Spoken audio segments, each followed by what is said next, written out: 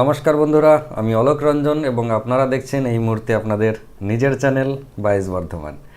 বন্ধুরা, এবার ডাব্লিউবিপি পরীক্ষা যারা দিয়েছিলেন আপনারা কিন্তু প্রায় সবাই জানেন, আমি বলেওছিলাম আগে যে একটা সিটের এগেনস্টে 11 জনকে পাস করানো হয়েছে প্রিলিমিনারিতে এবং মাঠে একটা হিউজ অ্যামাউন্টের স্টুডেন্ট বাদ গেছেন।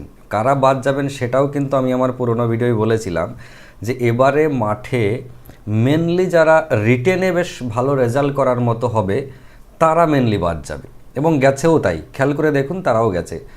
তার কারণ হচ্ছে যে আমি বলেছিলাম, যদিও তবু একবার মনে করিয়ে দিই, যে অন্যান্য ভালো ভালো পরীক্ষা দেওয়ার মতো স্টুডেন্টরাও ডাব্লিউবিপি পাওয়ার নেশায়, মানে কোনো একটা চাকরি পাওয়ার নেশাতে ডাব্লিউবিপিতেই ফর্ম ফিল আপ করেছিল। ফলে তারা কি করেছে, প্রিলিমিনারি তো স্বাভাবিক তারা পাস করবেই, তারা ভালো স্টুডেন্ট, ভালো ভালো পরীক্ষার জন্য তারা প্রিপারেশন নেন। তো ওই যে ডাব্লিউবিপি প্রিলিমিনারি পাস করার সাথে সাথে তারা ওই যে মাঠ প্র্যাকটিস শুরু করলো, আগে কোনো দিন করেনি, করবেও না আমি জানতাম। ওই মাস তিনেক সময় পেয়ে যে সকাল নেই, দুপুর নেই, রাত নেই মাঠে দৌড়ে যাচ্ছেন, তারপরেও কিন্তু তারা অকৃতকার্য হয়েছেন অনেকেই, ম্যাক্সিমামটা। তার কারণ কি বলুন তো, ওই সেই অজুহাত, বাঙালির মানে কি বলবো ভাষাটা, জন্মগত বললে হয়তো ভুল হবে, জন্মগত, খারাপভাবে নেবেন না, মানে এটা বাঙালির স্বভাব হয়ে দাঁড়িয়েছে যে অজুহাত যে কোনোভাবে দিতে পারলেই হলো। তা অজুহাত কী ছিল এবারে, মাঠে প্রচুর প্র্যাকটিস করেছি তারপরেও পারিনি, সকাল নেই, দুপুর নেই, রাত নেই, কী খাটলাম, কিন্তু একবারও ভাববে না যে 3 মাসের জন্য কেটেছে। দৌড়ঝাঁপ 3 মাসের জন্য নয়, 3 মাসে হয় না। তারপরেও কি যে সারা রাত লাইন দিয়েছি, সকাল থেকে লাইন দিয়েছি, সেই না খেয়ে পড়ে আছি, সেই মাঠটা করলো টানা দুপুরবেলায় কিংবা বিকেলবেলায়, না খেয়ে আর পারলাম না, আর টানতে পারলাম না, এইসব বলে অকৃতকার্য হয়েছে। তো এগুলো তো অজুহাত, এই সব চিন্তা নেওয়ার প্রয়োজন কি? আপনার যদি ডাব্লিউবিপি টার্গেট থেকে থাকে, আপনি সারা বছর মাঠে দৌড়ে যান, এই চিন্তাটা আপনি কেন নেবেন? ফের মনে করুন প্রিলিমিনারি পরীক্ষা দেওয়ার পরে বা পরীক্ষা আসার আগে যে ঠিক 3 মাসের অ্যান্টিবায়োটিক কোর্স, 3 মাসের ডাব্লিউবিপি কোর্স, 6 মাসের ডাব্লিউবিপি কোর্স আমরাও করি, যে খারাপ লাগে, এগুলো খারাপ লাগে সত্যি। 3 মাসে 6 মাসে ডাব্লিউবিপি হয় না, ইনফ্যাক্ট কোনো চাকরিই হয় না, খুব কম। তো এই যে 3 মাস 6 মাস না করে আপনি কেন সারা বছরের প্রিপারেশন নেবেন না? কেন আপনাকে প্রিলিমিনারি পরীক্ষার আগে বা প্রিলিমিনারি পরীক্ষা দিয়ে আপনাকে এই চিন্তা করতে হবে যে 34 পাবো, কাট অফ কত উঠবে, 35 যদি হয়ে যায় কি 40 যদি হয়ে যায় তাহলে আর এবার আর হবে না। এই 35 40 এই সব কাট অফ নিয়ে কেন আপনাকে চিন্তা করতে হবে? আপনি কেন প্রিলিমিনারি পরীক্ষা দিয়ে নিশ্চিন্তে মাঠের এবং মেনের প্রিপারেশন নিতে পারবেন না? কেন আপনি মাঠের প্রিপারেশন নিতে গিয়ে আপনাকে চিন্তায় পড়তে হবে যে সারা সকাল লাইন দিয়ে বা সারা রাত লাইন দিয়ে দুপুরে কিংবা বিকেলে যদি মাঠ হয়, বা মাঠ যদি ভালো না হয়, বা মাঠ যদি ছোট মাঠ হয়, বেশি রাউন্ড দিতে হয়, তাহলে পারবো না, পারবো না, কেন এইসব চিন্তা নিতে হবে? আপনি কেন বড় মাঠের খেলাড়ি হবেন না? এটা আমার প্রশ্ন। বেশ, প্রিলিমিনারি হয়ে গেল, তারপর আবার আপনার মেন নিয়ে কেন এত চিন্তা থাকবে? দেখুন, প্রিলিমিনারিতে 11 জনকে পাস করানো হয়েছিল, তার মধ্যে মাঠে আমি যেটুকু খবর পেলাম মোটামুটি 6 জন বাদ গেছে, এভারেজ 6 জন মাঠে বাদ গেছে, তার মানে এখনও 5 জন আছে। মেন পরীক্ষায় একটা সিটের এগেনস্টে এখনও পর্যন্ত 5 জন আছে, তার মানে কম্পিটিশন কিন্তু খুব একটা খারাপ হবে না, ওখানে ভালোই কম্পিটিশন হবে। তার মধ্যেও 5 জনের মধ্যেও 4 জন তো বাদ যাবে, তার মানে আপনাকে প্রতি 5 জনে 1 জন সেরা হতে হবে, স্ট্যাটিস্টিক্যালি বলছি। কেমন? এখন আপনি এই চিন্তাটা কেন নেবেন? আমি বলবো এই ধরনের চিন্তা নেবেন না। ওই 3 মাসে 6 মাসের ডাব্লিউবিপি এইসব কোর্স কোথাও করতে যাবেন না। যেখানে যেখানে আপনি একটা লং টার্ম প্রসেস একটা ডাব্লিউবিপির কোর্স করানো হয় সেরকম জায়গায় যান, বা শুধু ডাব্লিউবিপি না, ডাব্লিউবিসিএস হোক, রেলের হোক, ব্যাংকের হোক, যে কোনো পরীক্ষা লং টার্ম প্রসেস ভীষণ প্রয়োজন, এবং লং টার্ম প্রসেসের সাথে প্র্যাকটিস ব্যাচ প্রয়োজন। আপনারা কিন্তু এর মধ্যে অনেকেই জানেন, যারা জানেন না আমি তাদের জন্য বলছি যে আমরা ডাব্লিউবিপি সারা বছরের কোর্স শুরু করে দিয়েছি, যে সারা বছর ধরে আপনি পড়বেন এবং তার সঙ্গে প্র্যাকটিস ব্যাচেও আপনাকে জয়েন হতে হবে, যাতে করে আপনার এই প্রিলি, মেন বা মাঠ এইসব নিয়ে চিন্তা না করতে হয়। একবারে শুরু করবেন প্রিলি দিয়ে, প্রিলি, মাঠ, মেন পাস করে চাকরি হয়ে বেরিয়ে চলে যাবেন। দেখুন 19 সালে যারা প্রিপারেশন নিয়ে পরীক্ষা দিয়েছিলেন 19 সালে ডাব্লিউবিপি, আজকে তারা জয়েন করে গেছেন, ফেসবুকে পোস্ট দিচ্ছেন, কত ভালো লাগে বলুন তো। ফেসবুকে পোস্ট দিচ্ছেন নতুন জব ডাব্লিউবিপি, ওহ অসাধারণ, ডাব্লিউবিপির লোগোটা লাগিয়ে আর স্ট্যাটাসে চেঞ্জ করে দিলেন, তার স্ট্যাটাসটাই চেঞ্জ হয়ে গেল। আপনি কেন এমনটা হতে পারবেন না? যাকগে, অনেক কথাই বললাম। যদি আমাদের সাথে প্রিপারেশন নেওয়ার ইচ্ছা থাকে, আমাদের এই মুহূর্তে আপনারা ওপরে স্ক্রল বটনে দেখতে পাচ্ছেন WBCS এর যেটা অফলাইন এবং অনলাইন, আমাদের পুরনো তো যেগুলো চলছে ভেরি রিসেন্ট একদম নতুন ব্যাচ শুরু হতে চলেছে, WBPর সারা বছরের কোর্স শুরু হতে চলেছে, সব কিছু নর্মালি একাধিক কোর্স আমাদের সারা বছরে রয়েছে। WBCS যেমন 3 বছরের কোর্স, 3 বছরের কোর্সও রয়েছে, 18 মাসের কোর্সও রয়েছে, কিন্তু কখনো কখনো আপনি মার্কেটে দেখতে পাবেন 3 মাসে প্রিলিমিনারি পাস করা সেরা কৌশল। আরে ঘোড়ার মাথা হবে, 3 মাসে WBCS পাস করা সেরা কৌশল নিয়ে হাজির হয়ে গেছে কয়েকজন ইউটিউবার, কয়েকটা ইনস্টিটিউট। মানে রাগ হয়, এটাতে দুঃখও লাগে, রাগও হয়। শুধু আমি ভাবি যে কারা এই কোর্সগুলোতে যায়, কারা 3 মাসে WBCS পাস করার আশা নিয়ে যায়, আমি তো এটাই অবাক হয়ে যাই। এটা সম্ভব নয়, এটা ভাবুন। মানে বাঙালি হিসেবে বলছি, বাঙালিদের ভাবার সময় এসেছে। বিহারিরা গোটা পশ্চিমবঙ্গে চাকরির জায়গাটা দখল করে নিচ্ছে, কারণ তারা সেই রকম লং টার্ম প্রসেসে প্রস্তুতি নেয়, বা আমাদের মতো নেয়।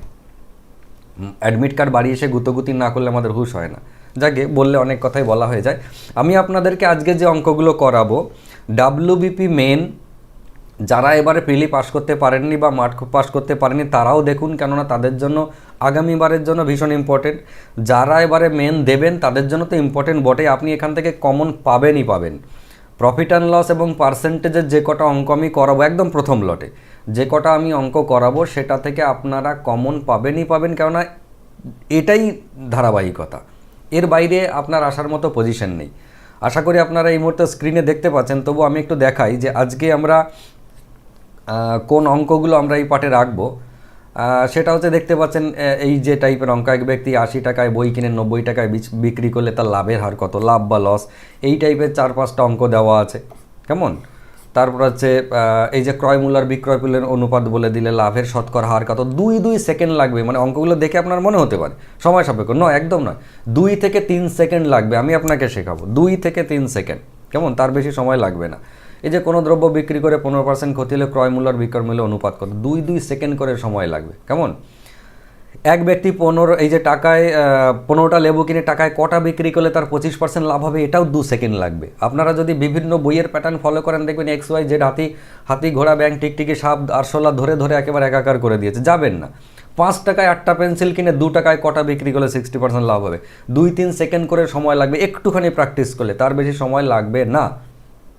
10 টাকায় 9টা কিনে 2 টাকা 2 ডজন কত টাকায় বিক্রি করলে 50% লাভ হবে। এই অঙ্কগুলো আমি আজকে করাবো, যতটা পারি করাবো।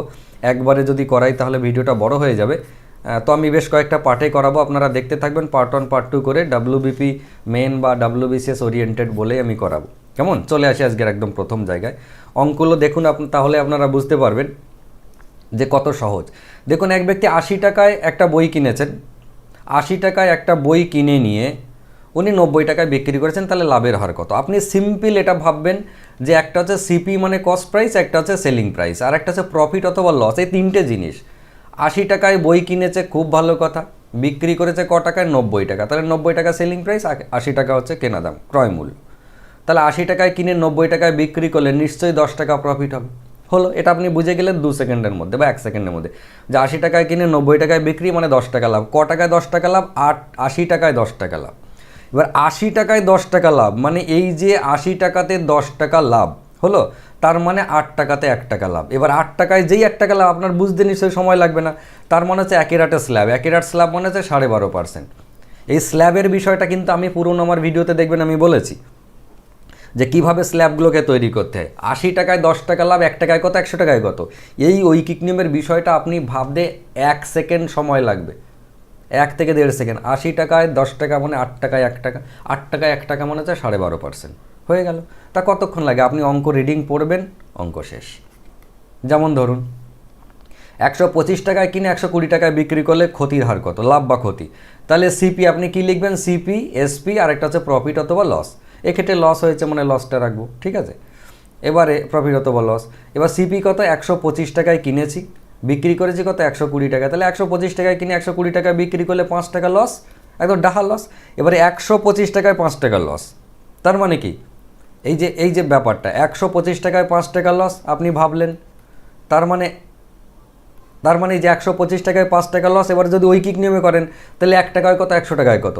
এবার এইটা কি? 125 টাকায় 5 টাকা মানে 125 টাকায় 5 টাকা, একে আপনি কী ভাবতে পারেন? 1/25, তাই না? 25-এর স্ল্যাব, 25-এর স্ল্যাব মানে হচ্ছে 4%। আপনাকে ভাবতে হবে 125-এর ক ভাগের ক ভাগে, আগের অঙ্কটা যেমন আমি বলছিলাম, আগের অঙ্কটা যে 80-র ক ভাগের ক ভাগ, দেখলাম 8 ভাগের 1 ভাগ, তো 8 ভাগের 1 ভাগ মানে হচ্ছে 12.5 হলো। এই স্ল্যাবটা কী করে আসে? 8 ভাগের 1 ভাগ মানে এই জিনিসটা, 100-কে 8 দিয়ে ভাগ, তো এটা কাটলে কত হয়? 12.5, 12.5, এটাই হচ্ছে স্ল্যাব। স্ল্যাব মানে যদি বলি 8-এর স্ল্যাব মানে কত, তার মানে 100-কে 8 দিয়ে ভাগ। যদি বলি 25-এর স্ল্যাব কত, মানে 100-কে 25 দিয়ে ভাগ, তার মানে 4। যেমন এই অঙ্কটায় 125-এ 25 টাকা লস, এই 5 টাকা লস, তার মানে কি 125-এ 5 টাকা মানে 25 টাকা 1 টাকা, এই তার মানে 25-এর স্ল্যাব, 1/25, তার মানে 4%। এইগুলো ভাবতে কতক্ষণ সময় লাগে? একদম সময় লাগবে না। যেমন দেখুন 3-এরটা, 120 টাকায় কিনে কত টাকায় বিক্রি করলে 10% লাভ হবে। এবার দেখুন সিপি, আর হচ্ছে সেলিং প্রাইস, এটা হচ্ছে প্রফিট বা লস। 120 টাকায় কিনে কত টাকায় বিক্রি করলে 10% লাভ হবে। এবার 10% লাভ করতে চাইছে, এই অঙ্কটা সামান্য আলাদা। 120 টাকায় আমি কিনছি, দিয়ে বলছি আমি 10% প্রফিট করতে চাইছি, কেমন? তাহলে 120 টাকা 10% কত? 120 টাকা 10% মানে 12 টাকা, তো এর সাথে 12 টাকা যোগ করে দিয়ে 132 টাকা বিক্রি, ব্যাস হয়ে গেল। 120 টাকার সাথে 12 টাকা যোগ, কেমন? মনে করুন এইটা 600 টাকায় কিনে কত টাকায় বিক্রি করলে 2% ক্ষতি, তাহলে সিপি, এসপি আর হচ্ছে প্রফিট অথবা লস। এবার আমার এখানে ক্ষতির কথা বলেছে, আমি ক্ষতিটাকে ভাবব। 600 টাকায় কিনে কত টাকায় বিক্রি করলে 2% ক্ষতি হবে। 600 টাকায় কিনছি, এবার 2% ক্ষতি আমাকে করতে হবে, লস। তাহলে ভাবুন 2% লস মানে 600 টাকার 2% মানে কত? 12 টাকা। তো এর থেকে 12 টাকা মাইনাস করে দিয়ে 588 টাকা উত্তর, ব্যাস। তাহলে 588 টাকায় বিক্রি করবো, 2 সেকেন্ডের গল্প, ব্যাস হয়ে গেল। নেক্সট একটা বই 480 টাকায় বিক্রি করে 20% ক্ষতি গেল। দেখুন কস্ট প্রাইস, সেলিং প্রাইস, আর একটা হচ্ছে প্রফিট অথবা লস। 480 টাকায় বিক্রি করে 20% ক্ষতি হলো। এবার এই গল্পটা একটু অন্যরকম, এখানে বিক্রি করা দাম কিন্তু 480 টাকা, ক্ষতি কত? ক্ষতির পার্সেন্টেজ হচ্ছে 20%। এইটা একটুখানি আলাদা, আপনাকে ভাবতে হবে যে 480 টাকায় বিক্রি করে যদি 20% ক্ষতি হয়ে যায়, তার মানে 480 টাকাটা বাস্তবে ক পার্সেন্টের সঙ্গে সমান? ক্ষতি হয়েছে মানে কি 480 টাকায় বেচে আমি ক্ষতি পেয়েছি, মানে আমি বেশি দামে কিনেছি, কেমন? এবার আমাকে ভাবতে হবে যে 480 টাকাটা বাস্তবে কত পার্সেন্টের সঙ্গে সমান? যেহেতু 20% লস হয়েছে এই দামে বেচে, তার মানে এইটা নিশ্চয়ই 80%-এর সঙ্গে সমান। তার মানে কি 100%-এ কিনেছি, 20% লস করেছি, তার মানে 80%-এ বিক্রি করেছি। তার মানে এই 480 টাকা হচ্ছে 80% দামের সঙ্গে সমান। তাই 80 দিয়ে ভাগ করলাম, দিয়ে 1% মান পেলাম। জানতে চাইলো বইটির ক্রয় মূল্য কত? ক্রয় মূল্য 100% মানে একদম পাক্কা 600 টাকা। কিছু কিছু অঙ্ক সামান্য প্যাটার্ন, আপনাকে অঙ্কর সমাধান বোঝার আগে অঙ্ক বুঝতে হবে যে অঙ্কটা কী আছে, তারপর সমাধান অনেক পরের বিষয়। সবার আগে অঙ্কটাকে বুঝতে শিখুন যে অঙ্কটার ডেটাগুলো আছে কি, চেয়েছে কি। যে ডেটা দেওয়া আছে এবং যেটা চেয়েছে এর মধ্যে একটা যোগসূত্র বানানো, যে কি এটাকে, এই যে ডেটাগুলো দেওয়া আছে এটাকে ঘুরিয়ে পেঁচিয়ে কি করলে আমি ওই উত্তরটা পেতে পারি, এটা আগে মাথার মধ্যে আনবেন, তারপরে সমাধান করতে বসবেন। তাহলে কী হবে? দিনের পর দিন আপনার ব্রেনটা উন্নত হবে, তা নাহলে এই অনুন্নতই থেকে যাবে। ঠিক আছে, নেক্সট মনে করুন ক্রয় মূল্য এবং বিক্রয় মূল্যের অনুপাত কত? ক্রয় মূল্যের এবং বিক্রয় মূল্য অনুপাত মানে সিপি আর একটা হচ্ছে এসপি, এদের অনুপাত কত? 10:11। তাহলে লাভের হার কত? আমি বলেছি সিপি লিখুন, এসপি লিখুন, আর প্রফিট অথবা লস লিখুন। এবার ভাবুন 10 টাকায় কিনে যদি 11 টাকায় বিক্রি করে, তাহলে নিশ্চয়ই 1 টাকা প্রফিট হয়েছে। এবার ভাবুন 10 টাকায় জানতে চেয়েছে লাভের শতকরা হার কত। ইন্টারেস্টিং কিন্তু, ক্রয় মূল্য আর বিক্রয় মূল্যের অনুপাত বলেছে লাভের হার। লাভের হার মানে যদি উল্লেখ করে দেয় বিক্রয় মূল্যের উপর লাভ বা লস কত, তাহলে সেইভাবে করব। যদি না বলে দেয় তাহলে সবসময় কেনা দামের উপরে। কেনা দামের উপর কেন করতে হয়? কারণ ওটাই আমার ইনভেস্টমেন্ট। আমি একটা মেলায় চায়ের দোকান করেছি, 100 টাকা চা, চিনি, এসব লেবু টেবু কিনে নিয়ে চায়ের দোকান করেছি। মেলা 7 দিন ধরে চললো বা একদিন মেলা হলো, দিয়ে আমার কত হলো? 120 টাকা হলো বিক্রি করে, 120 টাকা চা বেচলাম। তাহলে আমার লাভ কত? কিসের উপর নির্ণয় করবো? যে টাকা ইনভেস্ট করে আমি জিনিসপত্রগুলো কিনেছিলাম 100 টাকা, ওটাতেই আমার লাভ হয়েছে কত? 20 টাকা। তাহলে 100 টাকায় 20 টাকা মানে ওটাই হচ্ছে আমার পার্সেন্টেজ, কেমন? তো কেনা দামের উপর এই কারণে আমাদের লাভ লস নির্ণয় করতে হয়, কারণ ওটাই আমার ইনভেস্টমেন্ট, ওটাই আমার খরচ হয়েছে। ওর থেকে যেটা আমার এক্সট্রা হবে সেটা হচ্ছে লাভ, যদি কমে যায় তাহলে সেটা হচ্ছে আমার ক্ষতি, ব্যাস এই। এবার এখানে দেখুন কেনা দাম বলেছে 10 টাকা, বিক্রি করার দাম 12 টাকা, প্রফিট তার মানে 1 টাকা আমরা এর নিজে থেকেই ভেবে নিলাম, প্রফিট 1 টাকা। এবার লাভের হার জানতে চেয়েছে, মানে 10 টাকাতে 1 টাকা লাভ। এবার 10 টাকা 1 টাকা লাভ মানে কি? 1/10, 1/10 মানে 10%, 1/10 স্ল্যাব, কেমন? নেক্সট দেখুন, কোনো দ্রব্য বিক্রয় করে 15% ক্ষতি হলে ক্রয় মূল্য এবং বিক্রয় মূল্যের অনুপাত কত? কোনো দ্রব্য বিক্রি করে 15% ক্ষতি হলে ক্রয় মূল্য এবং বিক্রয় মূল্যের অনুপাত কত। এবার এই যা বলেছি তাই, সিপি, এসপি আর প্রফিট অথবা লস। আর কোনো দ্রব্য বিক্রি করে 15% ক্ষতি হয়েছে, এই কথাটার মানে কি? মানে হচ্ছে 100 টাকায় কোনো একটা জিনিস যদি আমি কিনে থাকি, তাহলে আমার 15% যদি লস হয়ে থাকে, তাহলে নিশ্চয়ই আমি সেটা বিক্রি করেছি 85 টাকায়। 100 টাকায় কিনে যদি আমার 15 টাকা আমার লস হয়ে থাকে, তার মানে বিক্রি করেছি 85 টাকায়। এটা স্বাভাবিক কথা, তাই না? এবার জানতে চাই যে ক্রয় মূল্য আর বিক্রয় মূল্যের অনুপাত কত। ক্রয় মূল্য মানে 100 আর বিক্রয় মূল্য মানে কত? 85। তাহলে 100/85 মানে 20:17। ব্যাস। কখনো কখনো কিন্তু জানতে চাইতে পারে ক্রয় মূল্য এবং বা বিক্রয় মূল্য এবং লসের অনুপাত কত। যা খুশি, আপনাকে কস্ট প্রাইস, সেলিং প্রাইস আর প্রফিট অথবা লস এটা বানিয়ে ভেঙে ভেঙে নিতে হবে। কেমন? এবার বিষয়টা হচ্ছে এই যে অঙ্কগুলো মনে করুন, এই অঙ্কগুলো একটা প্যাটার্নের মধ্যে চলে গেল। এবার আমি কি করব, বেশ আরেকটা প্যাটার্ন যেটা আমাদের রয়েছে পেন অ্যান্ড পেন্সিল কেনা গল্পটা, এটা কিন্তু ভীষণ ভীষণ ইম্পর্টেন্ট। সেটা আপনারা দেখতে পাচ্ছেন এই যে অঙ্কগুলো, এই লেবু কেনা, পেন কেনা, পেন্সিল কেনা, এই যে বিষয়টা। কেমন? এই যে এক ব্যক্তি টাকায় 15টা লেবু কিনে টাকায় কটা বিক্রি করলে 25% লাভ হবে। এই অঙ্ক আমাদের নর্মাল প্রফিট অ্যান্ড লস এবং এই প্রফিট অ্যান্ড লস একদম আলাদা। নর্মাল প্রফিট অ্যান্ড লস হচ্ছে টাকা পয়সায়। 100 টাকায় কিনে যদি বেশি দামে বেচি তাহলে লাভ, যদি কমে যায় বিক্রি দামটা তাহলে হচ্ছে লস। কিন্তু এই অঙ্ক, এই যে লেবু কেনা, পেন কেনা, পেন্সিল কেনা, এই যে ব্যাপারগুলো, এগুলো কিন্তু একদম উল্টো। আমি টাকায় 15টা লেবু কিনে এনেছি, 1 টাকায় 15টা লেবু কিনে যদি আমি 25% লাভ করতে চাই, তাহলে 1 টাকায় 15টা বিক্রি করলে আর হবে না, কমিয়ে বেচতে হবে। 14টা বেচতে হবে, 13 বেচতে হবে, 12 বেচতে হবে, 11 বেচতে হবে। অ্যাটলিস্ট 15টার থেকে কম বেচবো সেই 1 টাকাতে। কারণ 1 টাকায় 15টা লেবু কিনে এনেছে, আমি যদি 1 টাকায় 15টাই বেচে দিই, লাভও নেই লসও নেই। যদি 16টা বেচে দিই, লস আমার। টাকায় 15টা কিনে টাকায় 16টা বেচছি, দুদিনে দেউলিয়া হয়ে যাব। তাহলে আমাকে কী করতে হবে, এই 15 টাকাকে মানে 15টা লেবুকে কমাতে হবে। কি প্রসেসে? সিম্পল 2 সেকেন্ড লাগবে। দেখুন 25% লাভ করতে হবে। তার মানে আপনি কি করবেন, 15টা কিনে এনেছেন, সবসময় কেনা যে পরিমাণটা তার উপর নির্ণয় করতে হবে। কেমন? 15টা কিনে এনে কি করতে হবে, যেহেতু 25% লাভ করতে হবে, তাই একে 125 দিয়ে ভাগ করবেন, 100 দিয়ে গুণ করবেন, ব্যাস বেরিয়ে গেল কটা? 12টা। তার মানে দাঁড়ালো 1 টাকায় 15টা লেবু কিনে 1 টাকায় 12টা লেবু যদি বিক্রি করি, তবে আমার 25% লাভ হবে। এবার আপনি ভেবে দেখুন, 12টা কিনে এনে মানে 12টা বিক্রি করে যে পয়সা পাচ্ছি 1 টাকা, সেইটা দিয়ে মহাজনের কাছে লেবু কিনতে গেলে 15টা লেবু কিনে আনছি, মানে 3টে লেবু এক্সট্রা পাচ্ছি। তার মানে 12টায় 3টে লাভ। ভেবে দেখুন তো, 12টায় 3টে লাভ 25% হচ্ছে কি না? ঘুরিয়ে ভেবে নিন, দেখুন 25%ই হচ্ছে। তার মানে আপনাকে কিভাবে বার করতে হবে, এই যে টাকায় 15টা লেবু কিনে আনছি, কেনা লেবুতে আপনাকে ক্যালকুলেশনটা করতে হবে। যেহেতু 25% লাভের কথা বলেছে, তাই 125 দিয়ে ভাগ করব, দিয়ে 100 দিয়ে গুণ করব, আমার বিক্রি করা লেবুর পরিমাণটা পাবো। এই যে এটা হচ্ছে বিক্রি করা লেবুর পরিমাণ, এটা হচ্ছে কেনা লেবুর পরিমাণ। বোঝা গেল? একদম পুরো সিস্টেমটাই উল্টো। এবার আপনি যদি মনে করেন প্রফিট অ্যান্ড লসের মতো করবো, আপনি তাও করতে পারেন। যে 1 টাকা যদি 15টা লেবু পাওয়া যায়, তাহলে একটা লেবুর দাম কত? আবার বিক্রি করার বেলায় 25% লাভ রেখে যদি বিক্রি করতে চাই, তাহলে আমি ক টাকা নেব, সেখান থেকে আপনি বার করতে পারেন ট্র্যাডিশনাল যে প্রফিট অ্যান্ড লস। দেখবেন আমাদের ইউটিউবের ভিডিওতে আমি এটা দেখিয়েছি যে আপনি চাইলে বোথ অ্যাঙ্গেলে বার করতে পারেন, আপনার কোনো অসুবিধে নেই। কিন্তু এই যে ব্যাপারটা যেটা আমি এখন করালাম, এটা অনেক সহজ, অনেক সহজ। যদি বলতো টাকায় 15টা লেবু কিনে টাকায় কটা বিক্রি করলে 10% লাভ হতো, তাহলে আমি 15কে 110 দিয়ে ভাগ করতাম, দিয়ে 100 দিয়ে গুণ করতাম। ক্লিয়ার হয়েছে?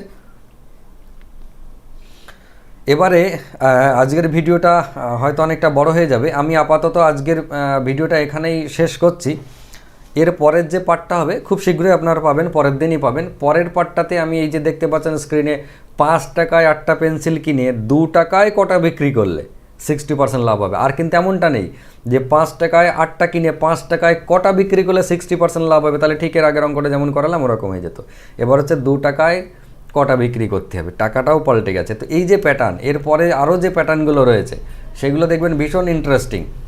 2 সেকেন্ডের মধ্যে হয়ে যাওয়ার কথা। 10 টাকায় 9টা কলা কিনে 2 ডজন কলা কত টাকায় বিক্রি করলে তার 50% লাভ হবে। এই অঙ্কগুলো করতে আপনার 2-3 সেকেন্ড করে সময় লাগবে। যদি আপনাদের মনে হয় যে এই ধরনের অঙ্কগুলো প্রয়োজন আছে, তাহলে একটা কমেন্ট করে জানাবেন, আমি তাহলে ঝটপট করে পরের পার্টটা নিয়ে হাজির হয়ে যাব। ঠিক আছে, আপনারা ভালো থাকবেন, সুস্থ থাকবেন, সুন্দর থাকবেন, এবং গরমে কোনোভাবেই বাড়ির বাইরে বেরোনোর চেষ্টা করবেন না। করোনার থেকেও বেশি ভয়ঙ্কর হচ্ছে এখনকার গরম। বাড়ির বাইরে বেরোনোর চেষ্টা করবেন না, যদিও বা বেরোন সুতির জামা কাপড় পরে, একদম ফুলাতা জামা কাপড় সুতির পরবেন, হালকা পরবেন, প্রচুর পরিমাণে টক দই খাবেন, নুন লেবু জলে শরবত করে খাবেন, জলটা ভীষণ ভীষণ পরিমাণে খান। মিনিমাম 4 লিটার জল আপনি দুপুরবেলাটাই শেষ করবেন, মানে রাতের বেলা তো আলাদা কথা, সকাল থেকে নিয়ে বিকেলের মধ্যে 4 লিটার জল খাবেন। জল আপনার শরীরে যত থাকবে বাইরের গরমের সাথে ততটা যুদ্ধ করে জিতবে। মানে আপনার বাইরে যত গরম, শরীরের মধ্যে আপনার জলের অ্যাভেলেবিলিটি যদি থাকে বেশি, তাহলে বাইরের গরম আপনাকে কাহিল করতে পারবে না। আম খান, কাঁচা আম পোড়া শরবত খান, দই খান, টক জাতীয় জিনিস খান, জল খান, এবং ভালো থাকুন, সুস্থ থাকুন, সুন্দর থাকুন। দেখতে থাকুন আপনাদের নিজের চ্যানেল ওয়াইজ বর্ধমান। নমস্কার।